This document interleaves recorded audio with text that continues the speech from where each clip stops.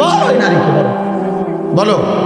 সুদখোর যারা আজকে 30 বছর সুদ খাচ্ছেন, এই হারামখোর, তোরে আর কতবার বললে তুই সুদ ছাড়তি না ফরমান? বল হারামখোর, বল সুদখোর, বল এই ঘুষখোর বাটপার, বল ঘুষখোর, আর কতবার তোর আল্লাহ নিষেধ করলে তুই ঘুষ ছাড়তি বেঈমান? কি ঘটনাটা কি? কতবার বলতো তোমারে আল্লাহ? তুমি মুসলমান না? তুমি মুমিন না? তুমি মায়ের দুধ খাও নাই? তুমি ইমানদারের পরিচয় দাও কেন? তুমি তো লেখলা ভোটার আইডি কার্ডে তোমার ধর্ম ইসলাম, তুমি তো জন্ম নিবন্ধন সনদে লেখলা তোমার ধর্ম ইসলাম, তুমি তো তোমার বায়োডাটার মধ্যে বারবার পরিচয় দিতে গিয়ে তুমি তো লেখলা ইসলাম, তাইলে বেঈমান মুসলমান লেখলি কেন? সেজদা দিলি না কেন? এই নাফরমান, বলো বলো ছেলে, আরে বাটপার, বলো লিখলি কেন? পরিচয় দিলা কেন?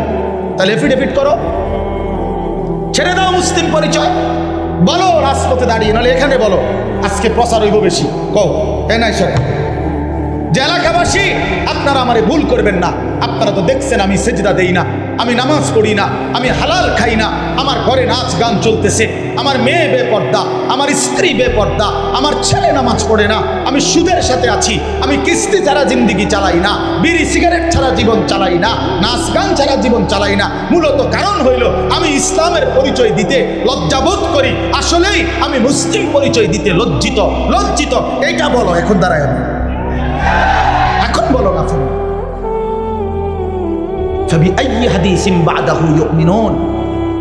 আল্লাহ জিজ্ঞেস করছে, বান্দা বলো, আর কেমনে বললে তুমি মেনে নিতা? নবী জিজ্ঞেস করবে, দোস্ত আমি বন্ধু ফেরিওয়ালা, খুব সুন্দর নিয়ম মাফিক ওয়াজ করতে আমি জানি না, খুব ডিজাইনেবল কথা আমি বলতে পারি না বন্ধু, কিন্তু আমি আমার কলিজার সবটুকু আবেগ দিয়ে বললাম, ভালোবাসার সবটুকু দিয়ে জানতে চাইলাম। আমি বললাম, দোস্ত নওজোয়ান, পর্দার আড়ালের মা বোন, খোদার কসম নবীজি হাসরের ময়দানে উম্মতের আমল নামা নবী দেখবে, সুপারিশের আগে আমল নামা দেখাইতে হবে, ফাইল জমা দিতে হবে নবীজির কাছে। ইয়া রাসূলুল্লাহ, যে আমি আনিসুর রহমান আশরাফি, এটা আমার ফাইল, আপনি আমার জন্য একটু সুপারিশ করেন। আল্লাহর নবী সেটা দেখবে খোদার 30 বছরে কোনো দিন ফজরের নামাজ পড়ে না, 365 দিনে কোনো ফজরের নামাজ নাই, 30 বছর ধরে মিথ্যাই বলছে, 30 বছর ধরে সুদ খাইছে, 30 বছর ধরে ঘুষ খাইছে, আজীবন কিস্তির টাকা দিয়ে জিন্দিগি কাটাইছে, 60 বছর বয়স এখনো বিড়ি সিগারেট মুখে, 60 বছর পর্যন্ত বিড়ি সিগারেট খাইয়া গেছে, 60 বছর পর্যন্ত গালি ছাড়া কোনো একটা কথা বলে নাই, চা দোকানের নর্তকীর দেখা ছাড়া দিন কাটে নাই, সময় কাটে নাই। নারী দেখবে যে বছরের পর বছর বেপর্দা, একটা পূর্ণ রমজান গেছে, আল্লাহ ডাকতেছে মহিলাটাকে, হে আমার বান্দি রহমত নাও, মাগফিরাত নাও। শেষ দশকে আল্লাহ ডেকে বলে, আমার ইমানদার বান্দি নাও, জাহান্নাম থেকে মুক্তির পরওয়ানা নাও। আর ওই নাফরমান নারী, ওই বেহায়া নারী বলে, এই মাওলা তোমার জান্নাত আমার লাগবে না, তোমার নাজাত আমার লাগবে না, তোমার এটি তুমি রাখো, আমি জুতা কিনতে যাইতে আসি, আমি মার্কেটে যাই জুতা কিনতে, মনে রাখিস তোরে জুতা দিয়া ফিটবে, জুতা দিয়া ফিটবে, জুতা দিয়া বললাম, বেহায়া নারী মনে রাখিস, তোরে জুতা দিয়া ফিটবে, তোরে ফেরেশতা জুতা দিয়া ফিটবে। তুই কার আহ্বান প্রত্যাখ্যান করে না?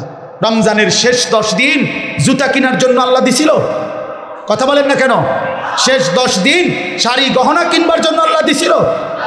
তো আল্লাহ তো ডাকলো মাগফিরাত নাও, আল্লাহ তো ডাকলো রহমত নাও, আল্লাহ তো ডাকলো নাজাত নাও। তুমি কও না আমার এটি লাগতো না, আমার জুতা, আমার দরকার জুতা, আমার দরকার শাড়ি, আমার দরকার ফেয়ার অ্যান্ড লাভলি, আমার দরকার গহনা, আমি রাস্তার পুরুষ দেখাবো, আমি বখাটেরা রেডি হয়ে আছে আমার রূপ দেখার জন্য, যৌবন দেখার জন্য। এই জন্য অসভ্য মেয়ে নিজের শরীর প্রদর্শন করার জন্য সে নানা রঙের বাহারি সাজে সাজে।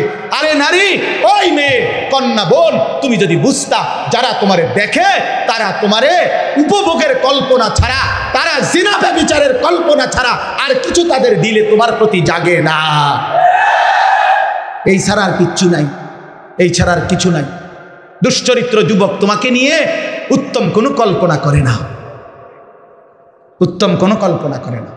অতএব দয়া করে বন্ধু বলেন, নবীজি যখন দেখবে নামাজ নাই, রোজা নাই, জিকির নাই, তিলাওয়াত নাই, ফজরের নামাজ নাই, হালাল উপার্জনের কোনো খবর নাই, ঘরে টেলিভিশন, নাচ গান চলছে তো চলছে, চলছে তো চলছে।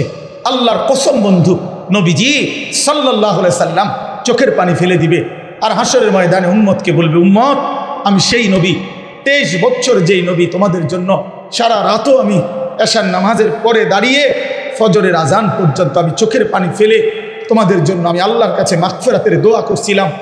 আমি সারা রাত কাঁদছি উম্মত, আমি পেটে 2টা পাথর বাঁধছি ক্ষুধার কষ্টে, আমি তায়েফের রক্তে আমার শরীর এই পরিমাণ রক্ত ঝরছে, আমার পায়ের জুতা পায়ের তালুর সাথে জমাট বাইধা আমার জুতা খুলতে পারছিলাম না। আমি উহুদের দান দান করা শহীদ হয়ে রক্ত ঝরিয়ে উহুদের ময়দানে পড়েছিলাম, বিনিময়ে এই আমল নামা, আমার 23 বছরের মেহনতের এই বিনিময়। উম্মত আমি এই জন্য রক্ত ঝরাইলাম। বলো না বাপ, এই বাপ বলো, কি বলবা তুমি তখন?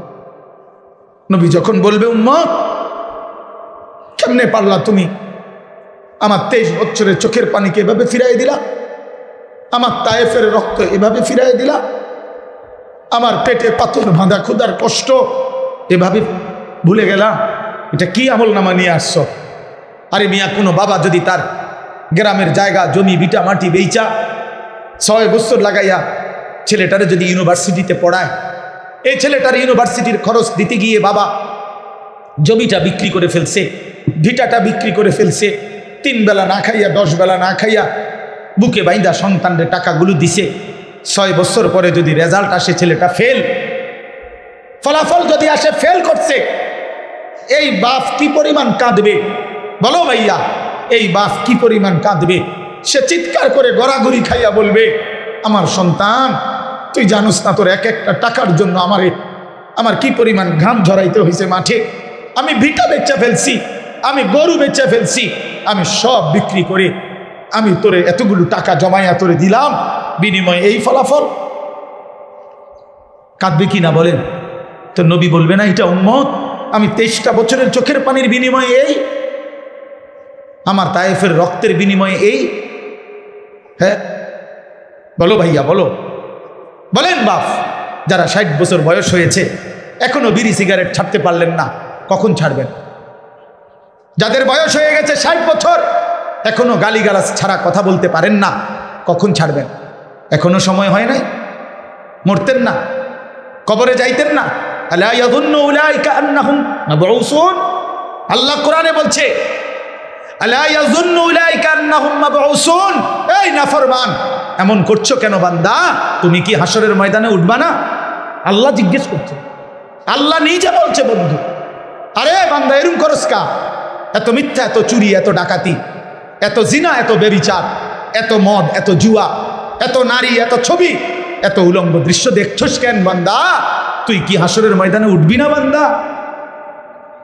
তুই কেমনে আমারে দেখাইবি? তুই আমি আল্লাহর সামনে কেমনে দাঁড়াইবি বান্দা? ফাকাইফা তাত্তাকুনা ইন কাফারতুম ইয়াওমান ইয়াজালুল বিলদানা শিবা।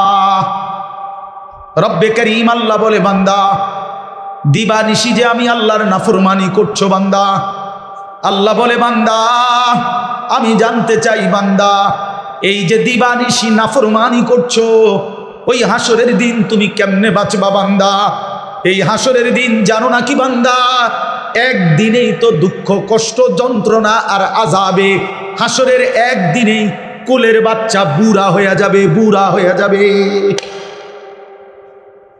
ফাকাইফা তাত্তাকুনা ইন কাফারতুম ইয়াওমান ইয়াজালুল বিলদানা শিবা। একদিনেই কোলের বাচ্চা বুড়া হয়ে যাবে। মানুষ বলে না যে এই একটা 15 দিনের এই যন্ত্রণায় আমার চুলটা পাইকা গেছে, বলে কিনা বলে? এই 3 মাসের বেদনায় আমার চুল পাইকা গেছে। রব্বে করিম বলে আখিরাতের একদিনের যন্ত্রণায় কোলের বাচ্চা বুড়া হয়ে যাবে। অতএব বন্ধু আমার, আমি এই এক শব্দ মনে করাইলাম, একটা শব্দই মনে করাইলাম, ইয়া আইয়ুহাল্লাযীনা আমানু, হে ঈমানদার, হে ঈমানদার। এটা আল্লাহ তাআলার বহুতই মহব্বতের শব্দ, বহুতই মহব্বতের শব্দ। অতএব মা বোন, আমরা শুনেছি অনেক মা বোন বয়ান শুনতে আসছেন, এই জন্য বললাম এই জন্য বললাম, মায়েরা, আমি যদি আপনাদের সন্তানের বয়সী হই, আমি আপনার ছেলে বললাম, কোনো বোন আমি তোমার ভাই, আমি তোমারে বললাম বোন, তুমি রমজান মাস বোন আমার, আল্লাহর দোহাই, রমজান আল্লাহর দেওয়া, রমজানে আল্লাহ বলছে বান্দা এটা আমি আমার সিজন, আল্লাহরও সিজন। এটা কিসের সিজন? আল্লাহ বলে বান্দা এই মাসে না আমি আমার বেশি বান্দারে জাহান্নাম থেকে মুক্তি দেব, এই মাসে আমি জান্নাতি দেব আমার কোটি কোটি বান্দাকে। এই জন্য এই মাসটাকে আমি আলাদাভাবে ইবাদত দিয়া সাজাইছি। সিজনে ব্যবসায়ী অতিরিক্ত মাল উঠায়, কাপড় ব্যবসায়ী এখন আরো 40 লাখ টাকার মাল উঠাইছে, কারণ তার এখন সিজন। আল্লাহ তাআলা বলে রমজান আমার বান্দাকে মাফ করার সিজন, জাহান্নাম থেকে মুক্তি দেওয়ার সিজন, জান্নাত দেওয়ার সিজন। এই জন্য আমি আল্লাহ রমজানে আরো অতিরিক্ত ইবাদত উঠাইলাম। গত 11 মাসের ইবাদত তো ছিলই, নতুন করে 1 মাসের রোজা নতুন ইবাদত দিলাম। ইফতার এটাও ইবাদত, সাহারি এটাও ইবাদত, 20 রাকাত তারাবি এটাও ইবাদত, শেষ দশকের এতেকাফ এটাও ইবাদত, শেষ দশকের বেজর রাত্রির সবে কদরের তালাশ এটাও ইবাদত। আল্লাহ বলে বান্দা অতিরিক্ত আরো ইবাদত দিয়ে রমজানটাকে ইবাদত দিয়ে সাজাইলাম, কোরআন দিয়ে সাজাইলাম, সেজদা দিয়ে সাজাইলাম, নেকি। এবার যদি আল্লাহকে বলে আল্লাহ ইবাদত তো বাড়াইয়া দিলেন, নেকি বাড়াইছেন নি, এটা কোন? আল্লাহ বলে হ্যাঁ বান্দা, একটা নফল একটা ফরজের সমান, একটা ফরজ 70টা ফরজের সমান। এক শুরুর দশক রহমত, মাঝখানের দশক মাগফিরাত, শেষ দশক নাজাত। প্রতিদিন মাফ করব, জান্নাতের দরজা খোলা, জাহান্নামের দরজা বন্ধ, শয়তানগুলোকে শেকলে বন্দী। এই সব ব্যবস্থাপনা করে আমি চাই শুধু আমার বান্দা সেজদা দিবে, বন্দিগি করবে, রোজা রাখবে, ইফতার করবে, সাহারি করবে, 20 রাকাত তারাবি করবে, মিথ্যা ছাড়বে, চুরি ছাড়বে, ডাকাতি ছাড়বে, জিনা ব্যভিচার ছাড়বে, আর পুরা রমজান প্রতিদিন আমার বান্দা শুধু জান্নাতেই ঢুকবে, জান্নাতেই ঢুকবে, জান্নাতেই ঢুকবে। লাআল্লাকুম তাত্তাকুন। এজন্য আল্লাহ বলছে আমি 1 মাসেই কুতিবা আলাইকুমুস সিয়াম কামা কুতিবা আলাল্লাযীনা মিন ক্বাবলিকুম, আমি আল্লাহ পূর্ববর্তী ইমানদার উম্মতের মতো তোমাদের উপরে রোজা ফরজ করলাম, কষ্ট দেওয়ার জন্য না, ভোকে কষ্ট দেওয়া তোমাদেরকে নয়, বরং আমি আল্লাহ লাআল্লাকুম তাত্তাকুন, মুত্তাকি বানানোর জন্য। মুত্তাকি মানেই জান্নাতি, জান্নাতি মানেই মুত্তাকি। অতএব 1 রমজানে আল্লাহ আমাদেরকে জান্নাতি বানাবেন, এই আশায় আল্লাহ আমাদের উপরে রমজান রোজা ফরজ করেছেন। অতএব শেষ কথা আমার, বলেন যে ইনশাআল্লাহ আমরা রমজানকে কদর করব। বলেন ইনশাআল্লাহ, বলেন ইনশাআল্লাহ। রমজানকে কদর করেন, রমজানকে কদর করেন। আমার বাপ হাসলেও মরে যাবেন, কাঁদলেও মরে যাবেন, সুখে থাকলেও মরে যাবেন, দুঃখে থাকলেও মরে যাবেন, রাজপ্রাসাদের অট্টালিকায়ও মরে যাবেন, জীর্ণ কুটির কুড়ে ঘরেও মরে যাবেন। বন্ধু, কাজে আখিরাত ভুইলেন না, কবর ভুইলেন না। চলেন সিদ্ধান্ত নিয়ে গুনাহ ছেড়ে দিয়ে আল্লাহর ইবাদতে ডুবে আজকের শবে বারাত রাত্রিতেও আল্লাহর কাছে দোয়া করেন, কান্নাকাটি করেন, দোয়া মাফ চান, আর বলেন মাওলা রমজান পর্যন্ত হায়াত দেন, রমজানের রহমত মাগফিরাত আর নাজাত দিয়ে আমার গুনাহ মাফ করে আমার জান্নাতের সার্টিফিকেট দিয়ে দেন। আল্লাহ চাইলে দিবে, আল্লাহ চাইলে দিবে কি না? এই জন্য আমরা ইনশাআল্লাহ রমজান আসবার বসবার আল্লাহর জন্যই জমা হওয়ার তৌফিক দান করেছেন। এই জন্য আমরা সকলেই বলি আলহামদুলিল্লাহ। সবার কাছে আমার একটা বিনীত অনুরোধ, অনেক বড়সড় ইন্তেজাম, ব্যাপক আয়োজন, আমাদের অনেক প্রিয় ভাই জনাব আশিকুর রহমান মাসুম ভাই অনেক আগ থেকেই এই মাহফিল নিয়ে আমাদের সাথে কথাবার্তা বলছেন, দাওয়াত দিয়েছেন, এবং আজকে এসেও আমরা এটা অনেক বর্ণাঢ্য আয়োজন দেখলাম। কিন্তু এই সমস্ত আয়োজনের মূল মাকসাদ কিন্তু আল্লাহর কথা শোনানো, কোরআনুল কারীমের কথা শোনানো, আল্লাহর বান্দাদের কাছে আল্লাহর কথা পৌঁছানো, এটাই মূল মাকসাদ। আমি ওনারে বারবার জিজ্ঞাসা করছি ব্যক্তিগতভাবে মাসুম ভাইকে, অন্য কোনো উদ্দেশ্য আছে কিনা? উনি বলছে না হুজুর, অন্য কোনো উদ্দেশ্য নাই, আমার আল্লাহর জন্যই করা, আখিরাতের আশাতেই করা। তো অনেক নওজোয়ান ছেলে আলহামদুলিল্লাহ খুব কষ্ট মেহনত মুজাহাদা করতেছে। আমি সবার কাছে অনুরোধ করছি, সবাই যদি আমরা যার যার জায়গায় একটু চুপ হই, প্রত্যেকেই তাইলে ইনশাআল্লাহ কিছুটা সময় আল্লাহর কথা যদি মনোযোগ দিয়ে শুনি, সকলের উপকার হবে। হই হুল্লুর করলাম, হাঙ্গামা করলাম, তুফান তাফান করলাম, বিনিময়ে নিজের জন্য কিছুই গ্রহণ করতে পারলাম না, দিলের মধ্যে কলিজার মধ্যে কিছু জমলো না, আখেরাতের কোনো ফিকির আসলো না, তাইলে কি লাভ হইল বাপ? এই লক্ষ লক্ষ টাকা খরচের মাকসাদ কেমন অর্জন হইল? কোরআন কারীমের মধ্যে আছে, নবীগণ মানুষকে যখন আল্লাহর দিকে ডাকতেন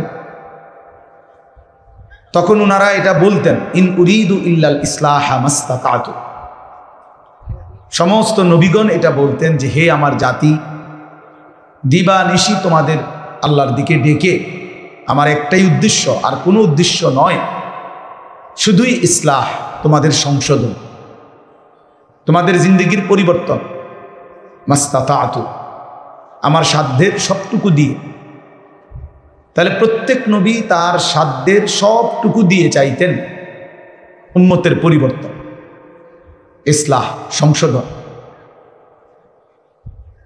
হাদিসের মধ্যে আছে, আল্লাহর নবী সাল্লাল্লাহু আলাইহি ওয়াসাল্লাম সাহাবায়ে কেরামের কাছে বলছেন যে, সাহাবীরা, আমার এক এক উম্মতের প্রত্যেকটা ব্যক্তিকে জাহান্নাম থেকে বাঁচাইবার জন্য আমি রাসূলের ফিকিরটা এমন যে, ওয়া আনা আখিযুন বিহুজাজিকুম, আমি শেষ পর্যন্ত আমার উম্মতের কোমর ধরে, কোমরের মধ্যে পেঁচাইয়া ধইরাও আমি চেষ্টা করছি জাহান্নামের আগুন থেকে বাঁচাইতে। অর্থাৎ সহজ কথা হলো, মনে করেন কেউ যদি কারো হাতে ধরে ফেরাইতে চায় যে, ভাই এটা আগুন, তুই যাইস না, তুই জ্বলে যাবি, তাইলে সে হয়তো হাত ছাড়াই দিছে, তাই না? কেউ হয়তো কাঁধে যদি হাত দেয়, তাহলে তাই না, হয়তো কাঁধের হাতও সরাই দিল, ফেলে দিল, না, সে যাবেই। কিন্তু কেউ যদি কোমরে জড়াইয়া ধইরা বলে, না বন্ধু, আমি তোকে ওই আগুনে পড়তে দিব না, শক্ত করে জড়াইয়া ধরে কোমরে, তো এইবার কিন্তু ছুটে যাওয়া কঠিন, কোমরের বাঁধন ছেড়ে দেওয়া কঠিন। অর্থাৎ আমি তোমাকে ফেরাবই, তোমার আমি জাহান্নামের আগুনে পড়তে দিব না, ওই আগুনে ধ্বংস হইতে দেব না। ঠিক আল্লাহর নবী সাল্লাল্লাহু আলাইহি সাল্লাম বলছেন, উম্মত, আমার দিল চায় যে আমি আমার উম্মতের প্রতিটা সদস্যকে কোমরে ধরে ধরে জাহান্নামের আগুন থেকে বাঁচাই। অর্থাৎ কোনোভাবেই একজন উম্মত জাহান্নামের আগুনে পড়ুক, আমি এটা চাই না। আমাদের দাওয়াত ও তাবলীগের সারা বিশ্ববিখ্যাত মুরব্বী হযরত মাওলানা আহমদ লাট সাহেব দামাত বারাকাতুহুমুল আলিয়া, তিনি বলছেন এই কথা যে, প্রিয় নবী সাল্লাল্লাহু আলাইহি ওয়াসাল্লাম এবং সমস্ত সাহাবায়ে কেরাম, ওনাদের ফিকির কি ছিল? ওনাদের জিন্দেগির একটা মূল ফিকির ছিল, আল্লাহ পাকের এক এক বান্দা কিভাবে জাহান্নাম থেকে বাঁচবে, জাহান্নাম থেকে কিভাবে বাঁচবে, জাহান্নাম থেকে কিভাবে বাঁচবে।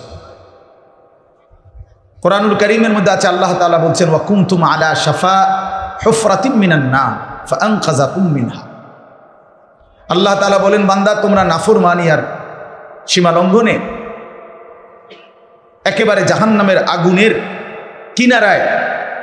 আগুনের কিনারায় পৌঁছে গেছিলাম। মনে করেন এই টিস্যু বক্স এখানে চলে আসছে, এবার আর এক ধাক্কা দিলেই এটা পড়ে যাবে।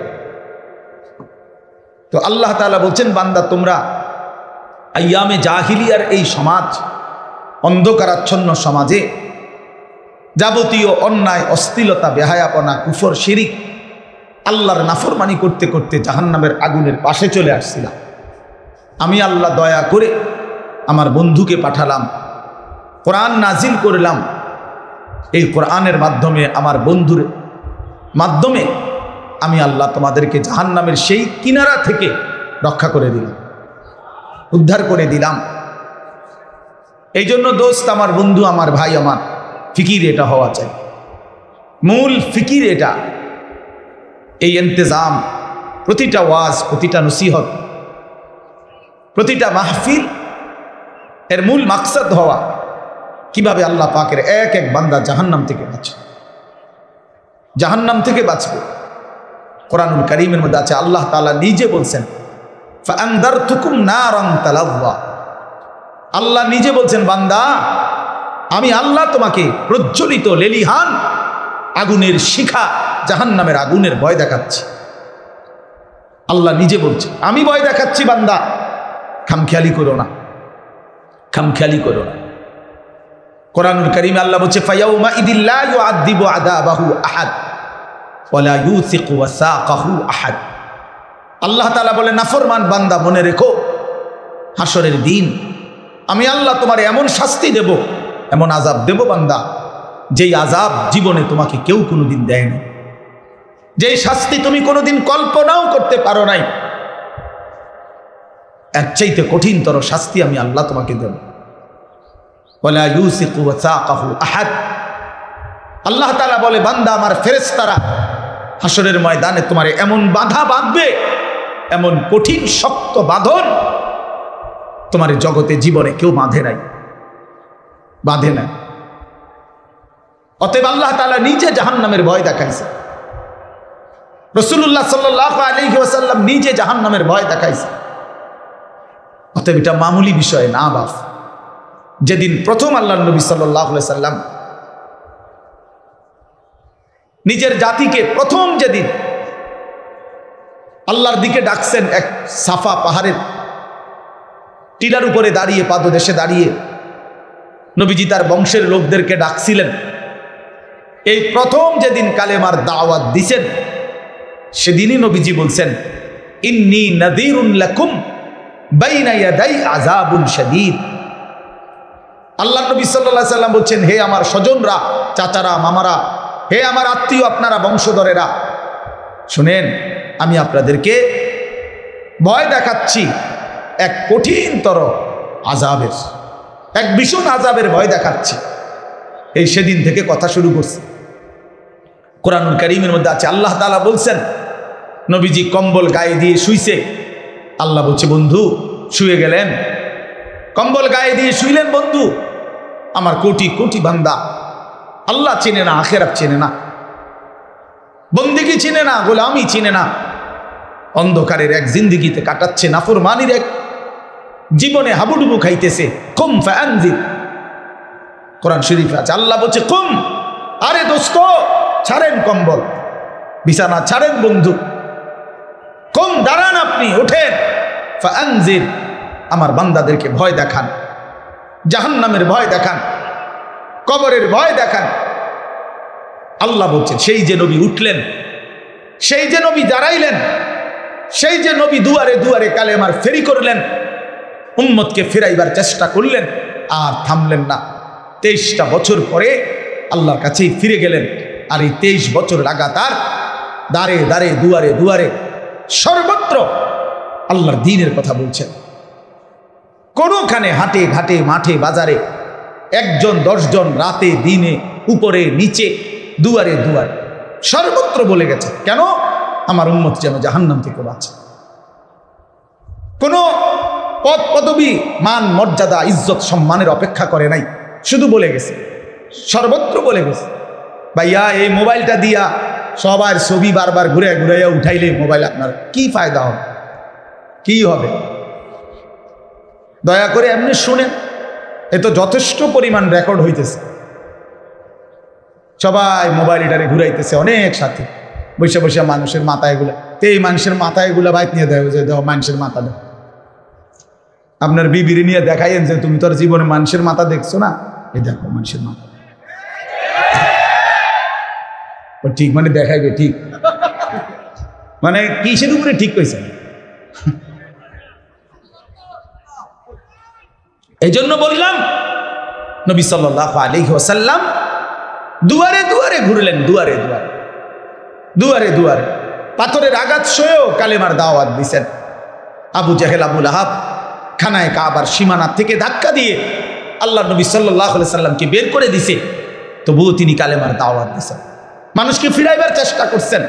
উটের পচা নারী ভুড়ি পিঠের উপরে চাপায়া দিছে, তবুও তিনি আবার দাঁড়িয়ে আল্লাহর কথা বলছেন, শুধু বলেই গেছেন সর্বত্র, कभी आरश पर कभी फरश पर, कभी उनके दर कभी दर बदर, गमे आशिकी तेरा शुक्रिया, मैं कहां कहां से गुजर गया, कभी रास्तों में तन्हा, कभी हो गुरूद सहरा, मैं जुनू का हम सफर हो, मेरा कोई घर नहीं है। नबी যেন বলতেন আমার কোনো ঘর নাই, কখনো উপরে কখনো নিচে, কখনো তার কাছে কখনো তার কাছে, কখনো দুয়ারে দুয়ারে। আল্লাহর পথে সমস্ত ব্যথা বেদনা দুঃখ যন্ত্রণা অপমান লাঞ্ছনা প্রতিটা আঘাতের বিনিময়ে আল্লাহর নবী বলতেন, মাওলা তোমার শুকরিয়া, তোমার কথা বলতে গিয়েই আঘাত পেয়েছি, তোমার জন্যই রক্ত জড়িয়েছি, তোমার জন্যই লজ্জিত হয়েছি, গমে আশিকি তেরা শুকরিয়া, তোমার ভালোবাসার যত দুঃখ বেদনা সব সইলাম, সব কিছুর জন্য তোমার শুকর, তোমার পথেই বেইজ্জতি হয়েছে। এইভাবে নবীজি দাওয়াত দিছে। সেই জন্য প্রিয় ভাই আমার প্রথম কথা এটা, আজকের এই বর্ণাঢ্য আয়োজনে আমি দিল থেকে আমার দিলের তামান্না ইচ্ছা আমি বললাম, এত সুন্দর এত বড়সড় আয়োজন, আরো যেন ফিকির সামনের দিনে, মূল ফিকির যেন হয় উম্মতের হেদায়েত, মূল ফিকির যেন হয় কওম ও মিল্লাতের পরিবর্তন। আমার এই যুবক কিভাবে বদলাবে, আমার এই কিশোর নওজোয়ান কিভাবে ফিরবে, আমার বয়স্ক বাবারা কিভাবে আখিরাতের পুঁজি বাড়াবে, আমার মা বোন কিভাবে পর্দানসীন হবে, আমার এলাকার, আমার পাড়ার, আমার মহল্লার, আমার দেশ, আমার জাতির এই ফিকির আরো কার্যকর কিভাবে করা যায়, আল্লাহ তাআলা যেন প্রিয় ভাই মাসুম ভাইকে এবং তার এই সঙ্গী সাথীদেরকে তৌফিক দান করে।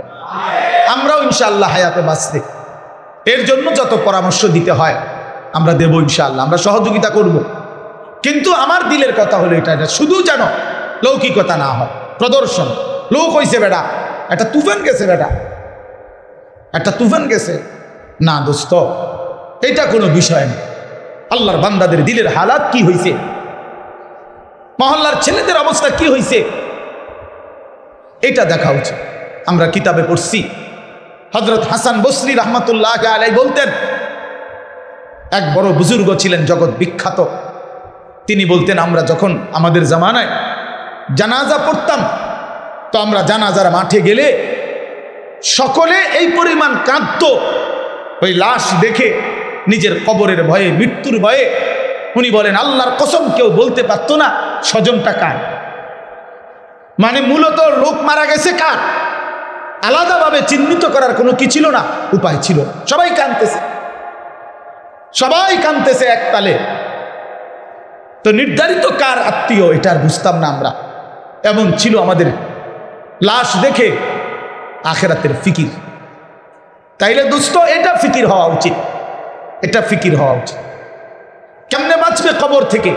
আজকে তোমরা অনেক নওজোয়ান, মাশাআল্লাহ, অনেক কিশোর নওজোয়ান বাপ, তোমাদের কাছে অনুরোধ বাপ, আগামীর ইসলাম তোমাদের জন্য অপেক্ষমান, আগামীর কালেমার পতাকা তোমাদের জন্য অপেক্ষমান। সারা পৃথিবীতে আল্লাহর কসম, এটা বর্তমান সময়ের এটাই বিশ্লেষণ যে আগামীর পৃথিবী ইসলামের পৃথিবী, আগামীর পৃথিবী কোরআনের পৃথিবী। সারা পৃথিবীতে আলহামদুলিল্লাহ মজলুমের বিজয় হচ্ছে, জালেমের পরাজয় হচ্ছে। জালেম শুধু পরাজিত না, যেখানেই জালেম হেরে যায় ওইখানেই জালেম ভাগ্য যায়, ভাগ্য যায়, জাগাত থাকে না, ভাগ্য যায়, পলায় যায়। হ্যাঁ হ্যাঁ, শুধু বাংলাদেশের জালেম পলাইছে 5ই আগস্ট, শুধু এটা না, বরং সিরিয়ার জালেমও 8ই ডিসেম্বর বাশার আল আসাদ নামের জালেমও পলাইছে। হ্যাঁ হ্যাঁ, এর আগে তিউনিসিয়ার জালেম পলাইছিল, আফগানিস্তানও এক জালেম এই তালেবানের আগে ওরা পলাইছে। বারবার যেখানে জালেম হেরে যায় সেখানে পলায়া যায়। মজলুমের পতাকা ওড়ে, ইমানদারের পতাকা ওড়ে। অতএব নওজোয়ান ভাই আমার, বন্ধু আমার, মনে রাখো দোস্ত, মোবাইলের মাধ্যমে জীবনের শেষ সুখ তালাশ কইরো না, মোবাইলের মধ্যেই জীবন শেষ করে দিও না বন্ধু। এই নারী, এই ছবি, এই অশ্লীল দৃশ্য, এই মাতলামির এই জিন্দেগি। প্রিয় নওজোয়ান, তোমরা মুসলমান, একটা চুলের ফ্যাশনের উপরে জীবন শেষ করো না, একটা জামার ডিজাইনের উপরে জীবন শেষ করে দিও না, একটা প্যান্টের ডিজাইনের জন্য জিন্দেগি শেষ করে দিও না, একটা মেয়ের জন্য জীবনের 5টা বছর নষ্ট করে দিও না। আমার বন্ধু, নষ্ট করো না তুমি। তোমার দ্বারা অনেক স্বপ্ন আছে, তোমার নিয়ে অনেক সম্ভাবনা আছে, তোমার নিয়ে অনেক স্বপ্ন আছে। আগামীর পৃথিবীতে তুমি কালেমার পতাকা উড়াবা, আগামীর পৃথিবীতে তুমি ইসলামের পতাকা উড়াবা।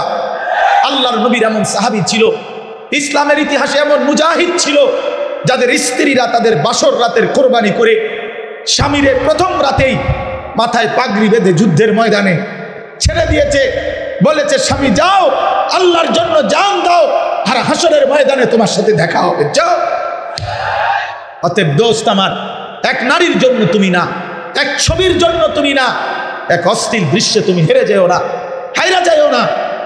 আমি অনুরোধ করছি, আমার 17 বছরের নওজোয়ান, ইসলামের ইতিহাসে 17 বছরের নওজোয়ান মোহাম্মদ ইবনে কাসেম রহমতুল্লাহ আলাইহি, এই হিন্দুস্তান বিজয়ের মহানায়ক মোহাম্মদ ইবনে কাসেম, উনি 17 বছরের টকবকে যুবক ছিলেন।